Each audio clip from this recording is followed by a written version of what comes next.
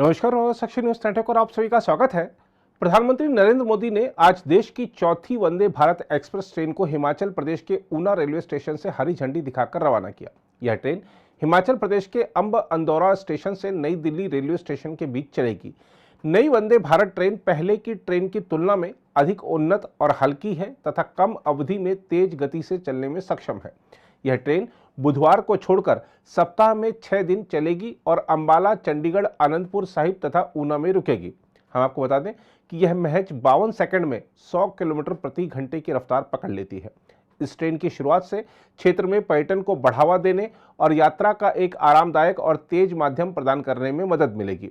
आज जब प्रधानमंत्री यहां पहुंचे तो ऊना के पेखू बेला हेलीपैड पहुंचने पर मुख्यमंत्री जयराम ठाकुर ने उनका स्वागत किया। इसके बाद प्रधानमंत्री ने ट्रेन के अंदर जाकर वहां की सुविधाओं का जायजा लिया और रेलवे अधिकारियों से बातचीत भी की। इसके बाद प्रधानमंत्री ने राज्य के 2 जिलों में विभिन्न परियोजनाओं का उद्घाटन करने और आधारशिला रखने के बाद ऊना में जनसभा को संबोधित किया और डबल इंजन सरकार के फायदे गिनाए।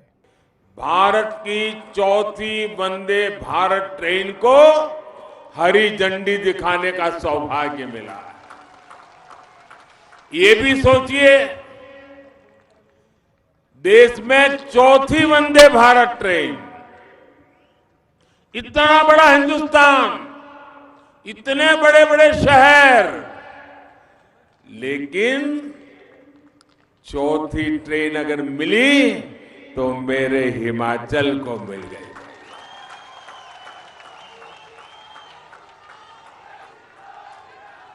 और मैं जानता हूं साथियों,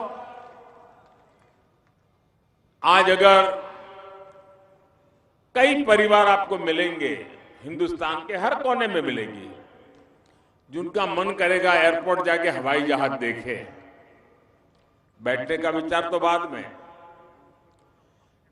वैसे हिमाचल में पहाड़ों में रहने वाले लोगों के लिए अगर आप पूछोगे तो 2-2, 3-3, 4-4 पीढ़ियां जीवित जो होंगे, उन्होंने न कभी ट्रेन देखी होगी, न कभी ट्रेन के अंदर सवारी की होगी। आजादी के 75 साल के बाद भी ऐसी स्थितियां रही हैं। आज हिमाचल में सिर्फ ट्रेन नहीं, हिंदुस्तान की सबसे आधुनिक ट्रेन आके खड़ी हो गई भाई, और यहां से चल पड़ी।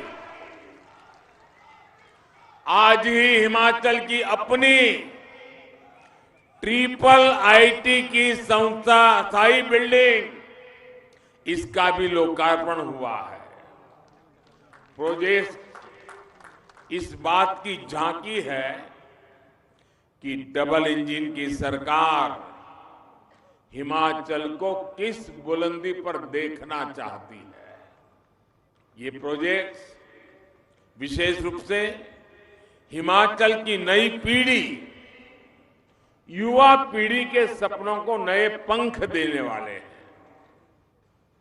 ऊना को, हिमाचल प्रदेश को इन प्रोजेक्ट्स के लिए आपको लाख लाख बधाइयां। साथियों, हम सभी जानते हैं जरूरतों और आशा आकांक्षाओं में फर्क होता है। हिमाचल में पहले जो सरकारें रही और दिल्ली में भी जो लोग बैठे थे, वो आप लोगों की जरूरतों को पूरा करने में उदासीन रहे और आपकी आशा आकांक्षाओं तो वो कभी समझ ही नहीं पाए, उन्होंने कभी उसकी परवाह ही नहीं की। इसका बहुत बड़ा नुकसान ये मेरे हिमाचल ने उठाया है, यहां की युवा पीढ़ी ने उठाया है, यहां की माताओं बहनों ने उठाया है। लेकिन अब समय बदल गया है।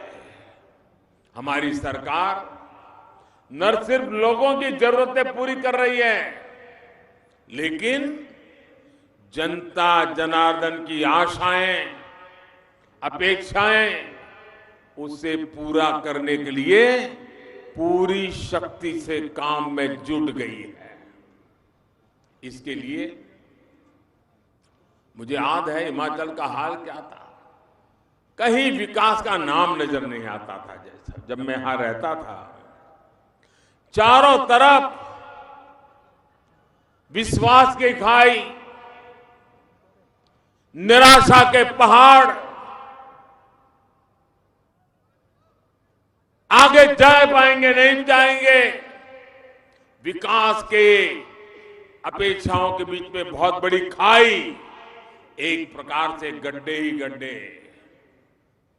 उन्होंने कभी ये विकास की आवश्यकताओं के गड्ढे भरने के लिए सोचा नहीं, छोड़ दिया गया था।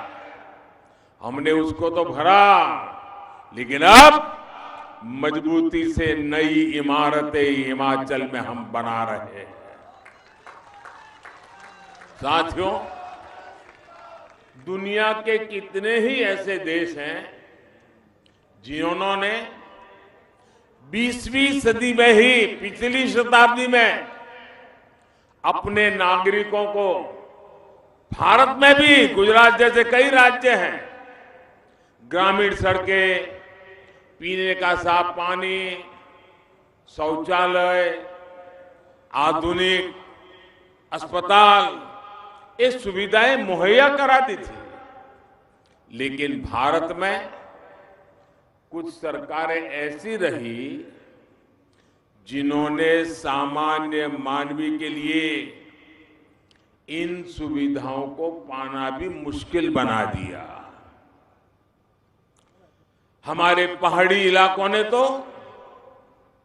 इसका बहुत खामियाजा भुगता है, और मैंने तो यहां रहते हुए सब करीबी से देखा है कि कैसे हमारी गर्भवती माताओं बहनों को रोड के अभाव में, सड़क के अभाव में अस्पताल जाने तक में कितनी दिक्कत होती थी।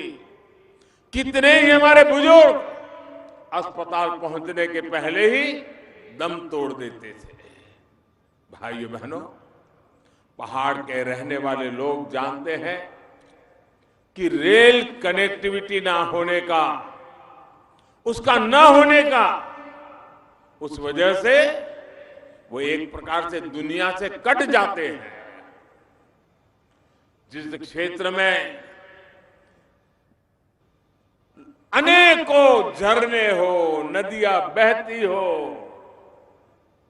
वहां पीने के पानी के लिए तरसना पड़ता हो, वहां पर नल से जल आना कितनी बड़ी चुनौती रहा है, इसका अंदाजा बाहर के लोगों को कभी नहीं हो सकता है। जिन लोगों ने बरसों तक यहां सरकारें चलाई, उन्हें हिमाचल के लोगों की तकलीफ से जैसे मानो कोई फर्क ही नहीं पड़ता। अब आज का नया भारत इन पुरानी सारी चुनौतियों पर तेजी से काम कर रहा है। जो सुविधाएं पिछली शताब्दी में ही लोगों तक पहुंच जानी चाहिए थी, वो अब लोगों तक पहुंच रही है। लेकिन क्या हम इतने पर ही रुक जाएंगे? आप बताइए साथियों, क्या इतना कर लिया, बहुत अच्छा कर लिया, इतने से रुक जाना चलेगा क्या? और आगे बढ़ना है कि नहीं बढ़ना है? और तेजी से बढ़ना है कि नहीं बढ़ना है?